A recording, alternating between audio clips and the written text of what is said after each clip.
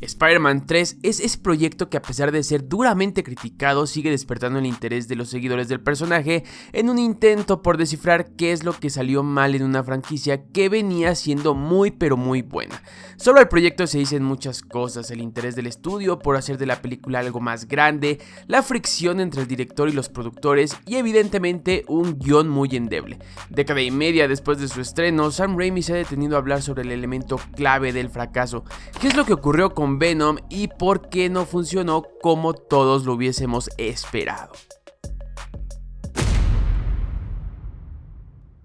El éxito de Spider-Man 2 en 2004 generó que prontamente Sony diera luz verde a una tercera entrega que no solo trataría de replicar lo bueno que habían sido las dos primeras películas, sino que iría un poco más allá, introduciendo uno de los villanos favoritos de los seguidores.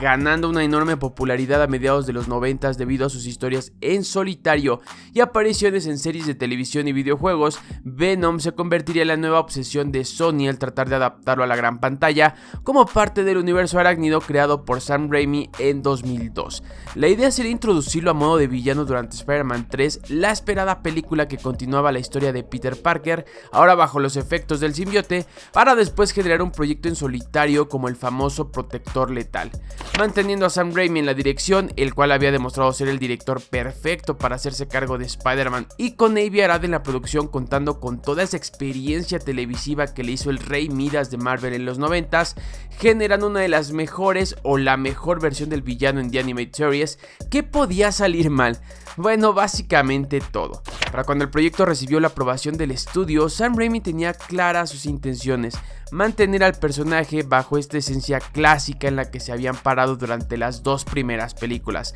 recurriendo a las historias firmadas por Stan Lee, Steve Ditko y John Romita para dar forma a su argumento.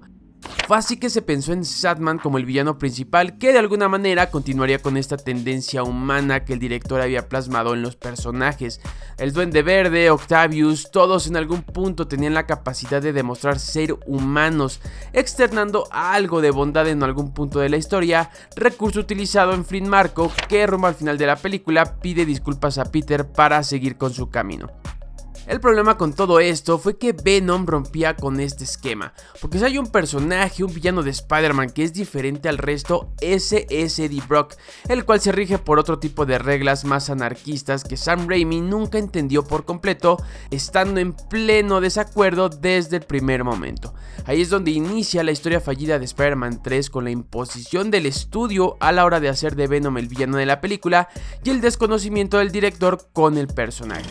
Uno de los factores que hicieron que las dos primeras películas fuesen tan bien ejecutadas fue el conocimiento del director con los personajes. Sam Raimi ha reconocido ser un gran admirador de Spider-Man, leyendo la mayoría de sus cómics cuando este era un niño, pero evidentemente alejándose de sus historias cuando se convirtió en un adulto, reconociendo el trabajo de Steve Ditko y John Romita, pero siendo ajeno a posteriores décadas como los 80s y 90s, donde Venom hizo su primera aparición. En una reciente entrevista, el director, que se encuentra promocionando la secuela de Doctor Strange, con la que vuelve al mundo de los superhéroes, ha hablado un poco sobre este hecho, reconociendo su incapacidad para identificarse con Venom, siendo el verdadero problema para darle vida en el cine. Realmente era más bien que no entendía tan bien al personaje, no estaba cerca de mi corazón. Lo que más me gusta de Spider-Man de Stan Lee y Steve Ditko es que crearon personajes identificables que puedo entender, incluso si estos estuvieran confundidos, como Norman Osborn, todavía tenían bondad en su corazón. Incluso Jonah Jameson tiene bondad en su corazón.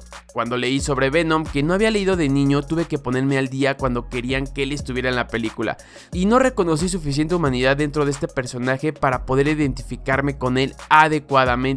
Eso es lo que realmente pasó. Entonces tenemos a una producción que quiere introducir a un personaje por su extrema popularidad para posteriormente exprimirle en solitario, pero al mismo tiempo a un director que no tiene ni la más mínima intención de explorarlo, o mejor dicho, tiene un desconocimiento absoluto sobre este, el cual prefiere continuar con lo hasta ahora realizado, optando por un villano menos popular. Interesante escenario que desencadena el problema de la película. Si tienes un director que no tiene pleno conocimiento sobre los personajes a utilizar e inclusive una motivación pobre, como productor tienes dos opciones: pasar de largo y buscar otra opción que saque el proyecto adelante, algo que no iba a ocurrir, o brindarle un muy buen guión que lo guíe hacia donde tú deseas.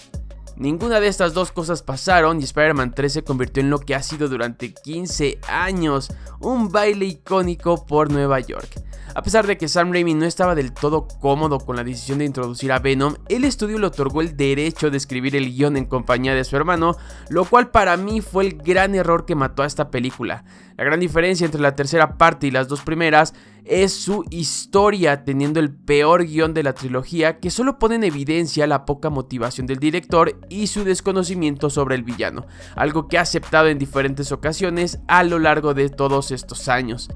A pesar de todo esto, como expuse en otro video, a mí no me parece un mal tratamiento del villano, manteniendo estos pasajes de los cómics como su origen en la iglesia o la rivalidad con Peter Parker. Sin embargo, cuando mezclas eso con el origen de otro villano e intentas que estos interactúen sin mucho sentido, el resultado no será el mejor. La decisión de hacer de Eddie Brock un sujeto similar a Peter Parker, alejándolo de su canon original, es parte de este proceso de humanizar a los villanos en el que Sam Raimi insistía y que no va de la mano con lo que el personaje de Venom representa, siendo quizá todo lo contrario. Hablamos de un descontento fuera de cámaras que se trasladó a escena, siendo imposible de recomponer, teniendo ingredientes agridulces que hasta el día de hoy nos siguen dejando un mal sabor de boca. Del lado de vista del estudio, creo que tampoco era una tarea imposible para cualquier director introducir un villano como Venom y la amplia gama de posibilidades que tienes con él, y con un presupuesto de casi $300 millones respaldándote. Del lado de Sam Raimi, creo que el director se había ganado a pulso continuar con sus objetivos en por lo menos una película más, quizás cerrando su trilogía de la mejor manera al recurrir a Sandman como el villano principal, como lo quería en un principio, para después dar paso a un costado y que otro director tomara las riendas de la franquicia en un intento por integrar estos elementos más frescos como los simbiotes. En todo caso, estamos frente a un ejemplo más de la lucha entre el poder creativo, que pocas veces se lleva bien con el negocio, y la industria del cine, iniciando una seguidilla de malas decisiones por parte de Sony con Spider-Man, que han sido el sello de garantía con sus proyectos, teniendo estas excepciones que suelen brindarle oxígeno entre los seguidores. Pero dime qué piensas tú sobre todo esto. Para ti, ¿cuál es el mayor problema del villano en la película? ¿El desconocimiento del director o la presión del estudio? Quizá ambas y la combinación de elementos. Hazme saber todas tus opiniones en los comentarios. No olvides suscribirte al canal para saber más cosas sobre Spider-Man, sus películas, seguirme en mis redes sociales y compartir este video con todos tus amigos. Nos vemos hasta la próxima.